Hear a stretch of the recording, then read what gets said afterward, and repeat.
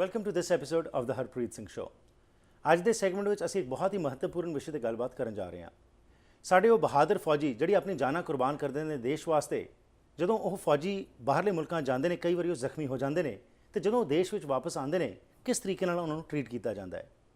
ਇਸ ਸਰਕਾਰ ਵੱਲੋਂ ਕਈ ਐਸੇ ਫੈਸਲੇ ਲਏ ਗਏ ਨੇ ਜਿਸ ਨਾਲ ਕਿ ਜਿਹੜੇ ਜ਼ਖਮੀ ਫੌਜੀ ਹਨ ਉਹ ਚਿੰਤਿਤ ਹਨ।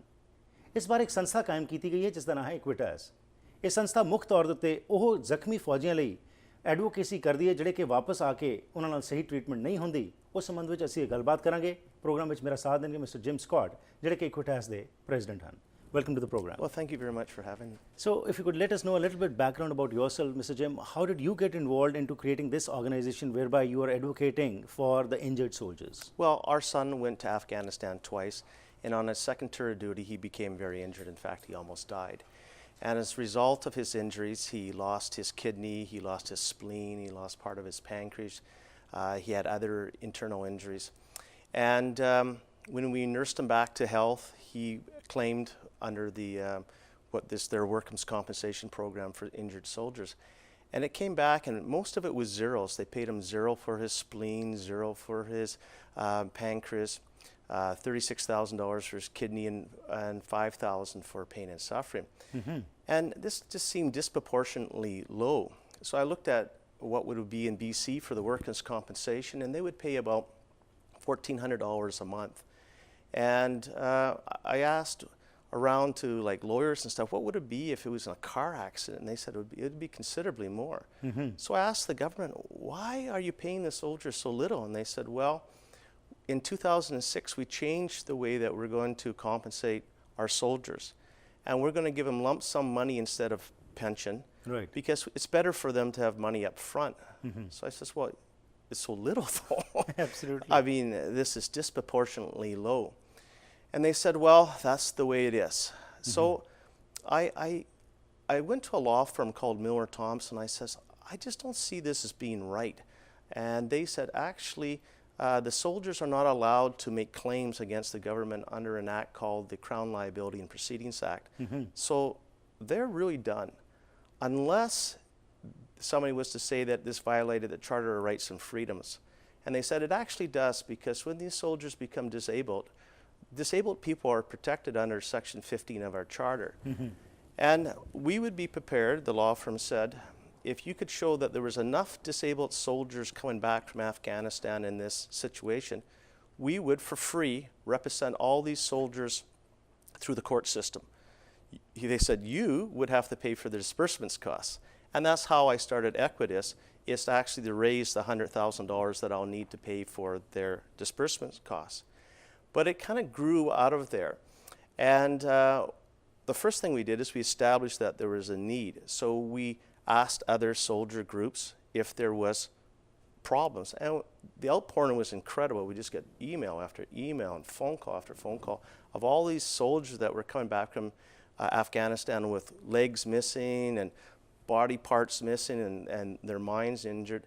And we were seeing claims like one soldier had both of his legs crushed. Mm-hmm. And he had a pin put into this leg, or they drilled out his femur and put a rod in there and they pinned it all together. And then they had to plate his other leg together. And they gave him $13,500 one time only. And they said, God, don't come back looking for more. That's it. So we realized that there was a problem. We had a strong legal case. But unfortunately in Canada, the legal process can go on for 5, 6, 7, 10 years, and with the more seriously disabled soldiers, the ones that have no legs and so on, they have to support their families. So we also wanted to make sure that the government was aware of this and asked them to fix it right away. Right. So we started up a bit of an advisory council to help us have access to the government. And on that advisory council, we have the Honourable John Fraser, who was a Minister of Fisheries and also Speaker of the House for a considerable period of time. We have Peter Milken, who was the Speaker of the House. Bill Blakey, who is he's an NDP MP and Right. previous Deputy Speaker of the House. And we actually have Prim Vinny, who you probably well know is the President of the World Sikh Organization. Right. And they've really helped open doors in Ottawa. Mm-hmm. However, The government keeps on going back to Veterans Affairs, who started this whole problem, and asking them, is there a problem? And they keep on saying, no, it's not a problem. Well, that's very unfortunate what you're talking. A person who is willing to pay his life, and there are so many soldiers who have died, but once they get injured, it is the duty of the government and the people to look after them. Now, what the discrepancy is what you're talking about. If a person gets injured while working at home, he is getting much, much more than what a soldier who at the battlefront got injured is not at all being looked after. Why do you think this kind of thinking is prevailing? And rather, this is open. A person who went to fight for the country is not being looked after by the same government which sends that person over there. Well, what happened in 2005, just before we moved our soldiers into Kandahar, where we knew we were going to take heavy casualties, and probably during that war, we have over 2,000, maybe 2,500 soldiers that were injured. Right. The Veterans Affairs Canada, the civil servants, went to the Parliament and said, we have to improve benefits for our soldiers. So without going to committee or without reviewing the documentation, every political party put up their hand and said, if this is better for soldiers, we're going to vote for it. So they voted for it without looking at it. But what it looks like is this. It was just a huge cost reduction program Right. set up by a series of civil servants that fooled our Canadian government. And the problem we're having a little bit now is people are a little embarrassed to say that they got taken. Right. So slowly we're seeing that the political parties are coming back and they're phoning us up and saying, something, we made a mistake. Right. How do we go forward and fix this? Unfortunately, the government still isn't there yet. They still don't believe there's a mistake. Right. Or if they do, they want to maybe ride it out, because there will be some more money required to compensate these soldiers, because they're only getting probably on average 50% of what they were getting previously to 2006. But how strange. The government ministers spend thousands of dollars staying in a hotel, or ferrying ministers, they spend $20,000, and for a soldier who has got injured, the government claims it doesn't have the money, or it's going to be an extra expenditure. That's very strange and very shameful for the country. How do you feel about it as a parent also, and also who has suffered? And there are thousands of other youngsters who at the prime of their youth have lost their limbs, or they are suffering at physically as well as emotionally and mentally also. Well, it's really hard to take when I see the cases. A lot of our young soldiers are in their 20s, and they have to face these disabilities for the rest of their lives. So their whole world has changed. But what the hardest thing is that the government that was supposed to be there to take care of them when they came back isn't. And when we go to war, we don't go to war until there's no army left. We go until the will of the people to support the war is done.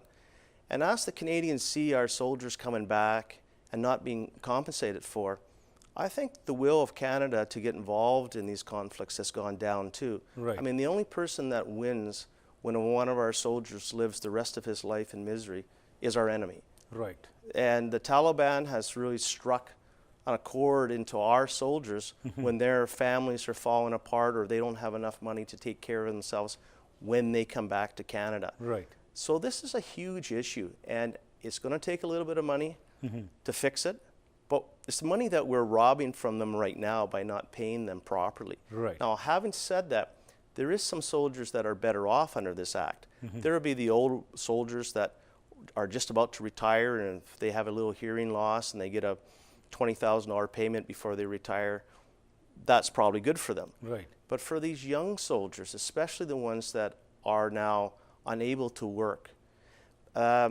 for them to have these benefit programs, which not only are they low paying, because they will pay some of our ones that can't work payments for the rest of their lives, but then they tax those payments, and then they claw back any additional income they make, which was never done before. Right. We'll continue with our discussion after this break. We'll go for a short break. ਜਿਹੜੀ ਹੁਣ ਤੱਕ ਗੱਲਬਾਤ ਹੋਈ, gym Scott ਨੇ ਸਾਨੂੰ ਜਾਣਕਾਰੀ ਦਿੱਤੀ ਹੈਗੀ ਹੈ ਕਿ ਇਹਨਾਂ ਦਾ ਆਪਣਾ ਲੜਕਾ ਜਿਹੜਾ ਹੈਗਾ ਅਫਗਾਨਿਸਤਾਨ ਵਿੱਚ ਗਿਆ ਸੀ, ਉੱਥੇ ਜਾ ਕੇ ਉਹ ਜ਼ਖਮੀ ਹੋਇਆ, ਅਤੇ ਜਦੋਂ ਵਾਪਸ ਆਇਆ ਤਾਂ ਵਰਚੁਅਲੀ ਇੱਕ ਤਰ੍ਹਾਂ ਦੀ $0 ਦੀ ਪੇਮੈਂਟ ਇਹਨਾਂ ਨੂੰ ਹੋਈ, ਤਾਂ ਉਸ ਤੋਂ ਇਹ ਚਿੰਤਤ ਹੋਏ ਕਿ ਕਿਸ ਤਰੀਕੇ ਨਾਲ ਇਹ ਬੱਚਾ ਆਪਣਾ ਜੀਵਨ ਅੱਗੇ ਕਰੇਗਾ। ਇਸ ਦੇ ਨਾਲ ਹੀ ਇੱਕ ਇਹਨਾਂ ਨੇ ਸੰਸਥਾ ਕਾਇਮ ਕੀਤੀ ਜਿਸ ਦਾ ਨਾਮ ਹੈ ਇਕੁਇਟਸ, ਅਤੇ ਉਸ ਤੋਂ ਬਾਅਦ ਲੋਕਾਂ ਵੱਲੋਂ ਅਤੇ ਹੋਰ ਜਿਹੜੇ ਇੰਜਰਡ ਸੋਲਜਰਸ ਸੀ ਉਹਨਾਂ ਵੱਲੋਂ ਈਮੇਲਸ ਆਈਆਂ, ਤਾਂ ਉਸ ਤੋਂ ਬਾਅਦ ਇਹ ਸੰਸਥਾ ਹੁਣ ਇਹ ਐਡਵੋਕੇਟ ਕਰ ਰਹੀ ਹੈ ਕਿ ਜਿਹੜੇ ਫੌਜੀ ਖਾਸ ਤੌਰ 'ਤੇ ਯੰਗਸਟਰਸ ਵਾਪਸ ਆਉਂਦੇ ਨੇ ਜ਼ਖਮੀ ਹੋ ਕੇ, ਉਹਨਾਂ ਦੀ ਸਹੀ ਤਰੀਕੇ ਨਾਲ ਦੇਖਭਾਲ ਹੋਣੀ ਚਾਹੀਦੀ ਹੈ। ਇਸ ਵਾਸਤੇ ਜਿਹੜੀ ਮੈਂ ਇਹਨਾਂ ਨਾਲ ਸਵਾਲ ਦੇ ਰਾਹੀਂ ਗੱਲਬਾਤ ਕੀਤੀ ਕਿ ਇਹ ਕੀ ਮਹਿਸੂਸ ਕਰਦੇ ਨੇ। ਇਹਨਾਂ ਦਾ ਕਹਿਣਾ ਹੈ ਕਿ ਕੌਣ ਜਾਣਾ ਚਾਹੇਗਾ, ਕਿਹੜੇ ਮਾਪੇ ਨੇ ਜਿਹੜੇ ਆਪਣੇ ਬੱਚਿਆਂ ਨੂੰ ਭੇਜਣਾ ਚਾਹਣਗੇ ਫੌਜ ਦੇ ਵਿੱਚ ਜੇਕਰ ਇਸੇ ਤਰੀਕੇ ਨਾਲ ਸਲੂਕ ਕੀਤਾ ਜਾਂਦਾ ਹੈ। ਹੋਰ ਜਾਣਕਾਰੀ ਲੈਣੇ ਆ ਇਸ ਬ੍ਰੇਕ ਤੋਂ ਬਾਅਦ। ਘਰ ਇੱਕ ਐਸੀ ਥਾਂ ਹੁੰਦੀ ਹੈ ਜਿੱਥੇ ਹਰ ਕੋਈ ਆਪਣੀ ਨਿੱਜੀ ਜ਼ਿੰਦਗੀ ਦੇ ਸੁਨਹਿਰੀ ਪਲ ਯਾਦ ਰੱਖਦਾ ਹੈ। ਉਹ ਜਗ੍ਹਾ ਜਿੱਥੇ ਉਹ ਰਹਿੰਦਾ ਹੈ ਤੇ ਪਿਆਰ ਭਰਿਆ ਜੀਵਨ ਬਤੀਤ ਕਰਦਾ ਹੈ। ਇਹ ਗੱਲਾਂ ਤਾਂ ਹੀ ਪੂਰੀਆਂ ਹੁੰਦੀਆਂ ਨੇ ਜਦ ਕਿਸੇ ਜਗ੍ਹਾ ਨੂੰ ਸਜੇ ਹੋਏ ਘਰ 'ਚ ਬਦਲਿਆ ਜਾਵੇ। ਨਵੇਂ ਘਰਾਂ ਨੂੰ ਫਰੇਮਿੰਗ ਤੋਂ ਲੈ ਕੇ ਫਿਨਿਸ਼ਿੰਗ ਤੱਕ, ਡ੍ਰੇਪਰੀ, ਪੇਂਟਿੰਗਸ ਤੋਂ ਲੈ ਕੇ ਡੈਕੋਰੇਸ਼ਨ ਐਸੈਸਰੀਜ਼ ਤੱਕ, ਤੁਸੀਂ SK ਹੋਮ ਡਿਜ਼ਾਈਨਸ ਦੀਆਂ ਪ੍ਰੋਫੈਸ਼ਨਲ ਸਰਵਿਸਿਜ਼ ਲੈ ਕੇ ਆਪਣੇ ਸੁਪਨਿਆਂ ਦੇ ਘਰ ਨੂੰ ਹਕੀਕਤ 'ਚ ਬਦਲ ਸਕਦੇ ਹੋ। ਕੰਟੈਕਟ ਕਰੋ Sandeep Kaur 6048259295।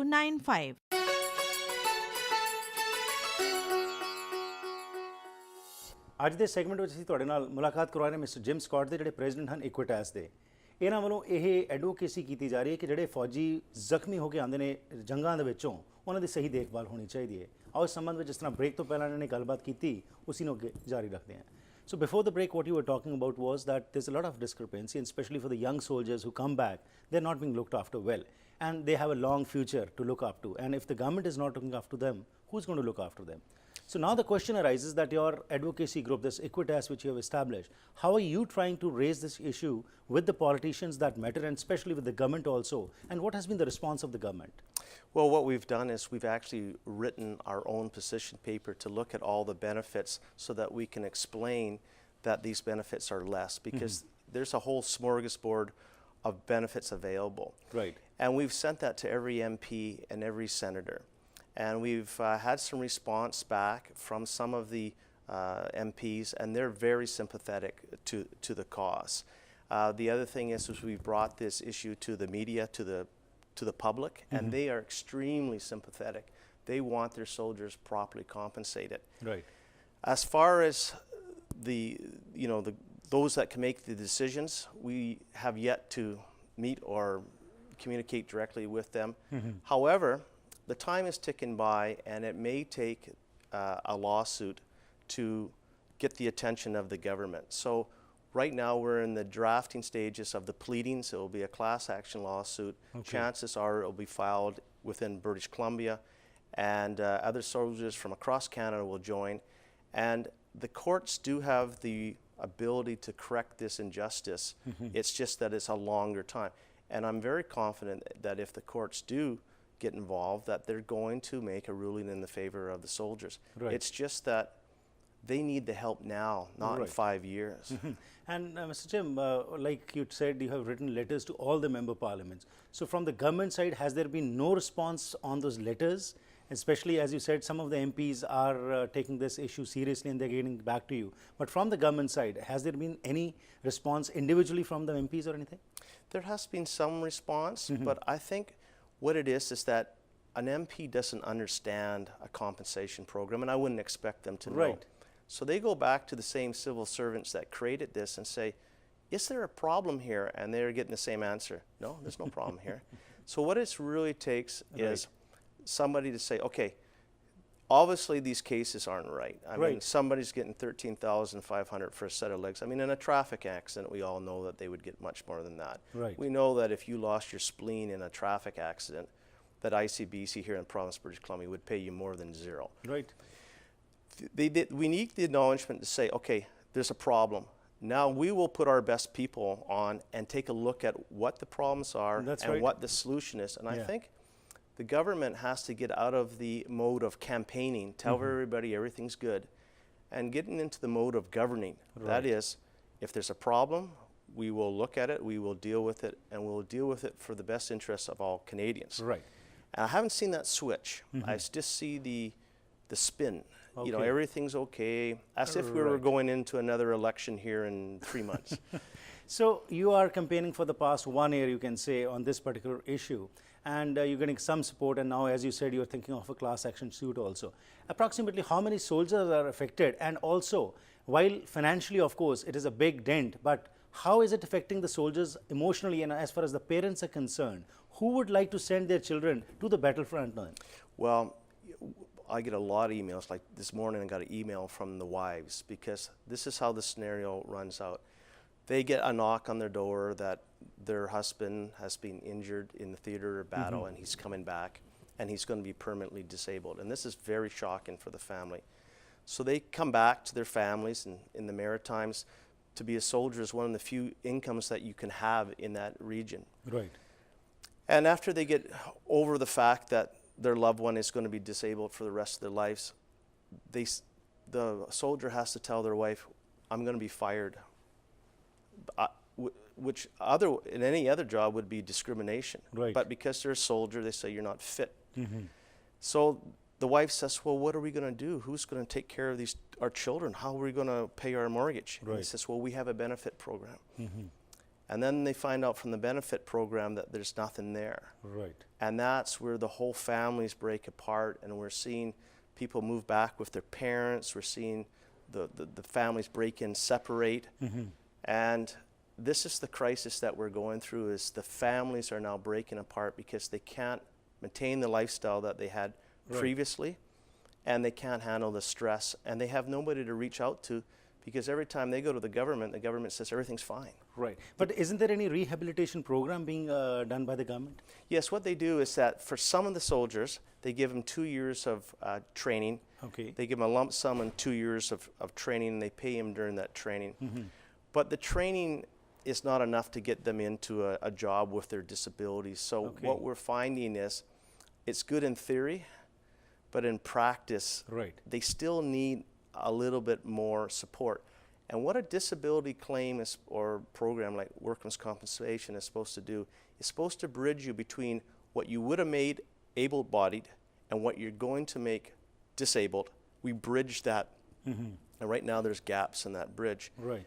And just to go on how a normal workers' compensation program works, in about 1915 in Canada, workers gave up their rights to sue their employers for injuries in the workplace Gee. in lieu of the employer having a proper workers' compensation program that ensured their earnings. Right. So every worker in the province of British Columbia has the comfort to know that if they get hurt on the workplace, that they will have payments equal to their wage up to $72,000 a year. Now it's given to them tax-free at 75%, but it still keeps them, and they can go out and get a job, and that's their base. Right. What we've done with our soldiers, that ones that even we give them some money, we say that firstly we're going to tax you, and if you get a job, you're going to have to start paying back some of that money that we're giving you. Oh. So it becomes a cap. Okay. So we have given our soldiers less than we've given our loggers, that we've given our truck drivers. And so the question is why? Why be so mean-spirited to a group of people? Right. And so that's why we're going to stick up for them. So now, as you are raising this issue with the parliamentarians also, but how are you trying to involve the public also? Because until and unless the public supports this issue and they come to know of exactly what is happening, because right, like you very rightly said, the government is claiming everything is fine, and when a soldier dies or when a soldier gets injured, we just see some flashes in the media, and we feel as if the honor which is being given to them, that later on also in form of compensation was also being looked into, but that's not the case as you are mentioning. So how are you trying to reach the public, and how can the public be involved in this, and so that there's a stronger voice which the government can hear? I think the public is starting to hear from a number of sources that there's problems. Right. The public is not happy. They have gone to their MPs. So we call it building legs. It has to just start to build out. But the fundamental issue will be the lawsuit. The lawsuit will bring a tremendous amount of press and scrutiny to the government. Right. And what we've said to the government is, we'll spare you from having to be the bad guy and fight disabled soldiers in court if you'll just recognize it and solve it in the next few months. Right. And not maybe solve it, but at least recognize it. So if they're going to be stubborn, and if they're going to deny that there's a problem, I think it's going to be the lawsuit which will bring the public attention to the matter. And towards the end, how can the public support you in this cause, and what would you demand from them? Well, the Sikh community has been really good, and we have Prem Vini on our council, and yes, the Sikh community has a long-established relationship with serving in the Indian and also in the British armies, and now in the Canadian Army. And we have people that are disabled that are part of the Sikh community. Right. But what we need, two things. We need them to talk to their MP, say Right. that this is unacceptable. And also, at some point, if we go to court here, we're going to need some help with the disbursement costs. Right. Because lawsuits sometimes die because there's not the ability to fund them. They do get expensive when you start fighting a government that can just dip into general revenue Right. at each way. And the agreement that we made with the law firm is that we will pay the court costs and all those types of things. So we have had great support from the community, but we will be going back if we go to court for more support in that area. Right. Jim, thank you very much for Okay. bringing up this issue. And we assure you from our side that our media is always at the beck and call Oh, of thank your you. organization, because this is a cause which you are taking for the Canadians. It's not a personal cause, and definitely we'll be at your beck and call. Thank you very much for your time. Okay, And thank best you. wishes. Thank you. ਅੱਜ ਜਿਹੜੀ ਗੱਲਬਾਤ ਹੋਈ ਜੀ, gym Scott ਨੇ ਜਿਹੜੀ ਇਹ ਕਹਾਣੀ ਦੱਸੀ ਹੈ, ਇਹ ਬੜੀ ਚਿੰਤਾਜਨਕ ਹੈ।